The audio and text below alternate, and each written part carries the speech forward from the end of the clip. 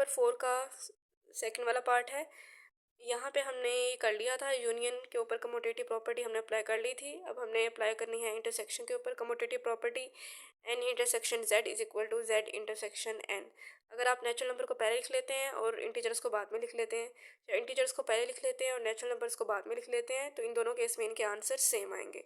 अब सबसे पहले आपने लेफ्ट हैंड साइड पिक करनी है, एन इंटरसेक्शन जेड। एन का मतलब ये है कि नेचुरल नंबर्स जो हमने ऊपर लिखे हैं 1 2 3 4 5 यहाँ पे आ जाएगा। इंटरसेक्शन जेड, जेड का मतलब है इंटीजर्स जो हमने ऊपर मेंशन किए हुए हैं 0 +-1 +-2 +-3 एंड सो ऑन, यहाँ पे हम लिख लेंगे। अब आपने इन दोनों सेट के जस्ट कॉमन पॉइंट्स लिखने हैं। अब यहाँ पे देखिए +-1 का मतलब ये है कि प्लस का 1 भी शामिल है और माइनस का 1 भी शामिल है।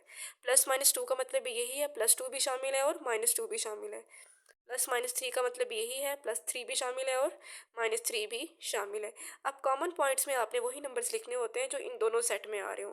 अब यहाँ पे देखिए +1 है, इधर भी +1 आ रहा है तो वो आपने लिख लेना है। +2 इधर भी आ रहा है और इधर भी आ रहा है तो वो आपने यहाँ पे लिख लेना है। इसी तरीके से +3 भी आ रहा है इधर, इधर भी आ रहा है तो आपने लिख लेना है एंड सो ऑन।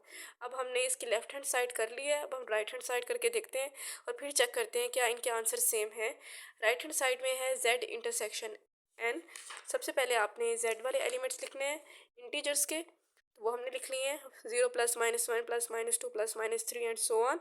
इंटरसेक्शन हमने नेचुरल नंबर्स लिख लिए 1 2 3 4 5 एंड सो ऑन। अब यहाँ पे भी आपने जस्ट कॉमन पॉइंट्स लिखने हैं। मैंने आपको बताया था कि +-1 का मतलब यही होता है कि प्लस का 1 भी शामिल है और -1 भी शामिल है। +-2 का मतलब भी यही है, +2 भी शामिल है और -2 भी शामिल है। +-3 का मतलब भी यही है, +3 शामिल है और -3 शामिल है। अब आपने जब इंटरसेक्शन लेना है तो इंटरसेक्शन का मतलब यही है कि कॉमन पॉइंट आपने देखने होते हैं जो इन दोनों सेट में आ रहे हो। 1 इस सेट में भी आ रहा है, प्लस का 1 इधर भी आ रहा है तो आपने 1 लिख लेना है। सिमिलरली 2 भी इस सेट में आ रहा है, इस सेट में आ रहा है तो वो आप लिख लेंगे 3 4 एंड 5। उसके बाद आपने आंसर चेक करना है।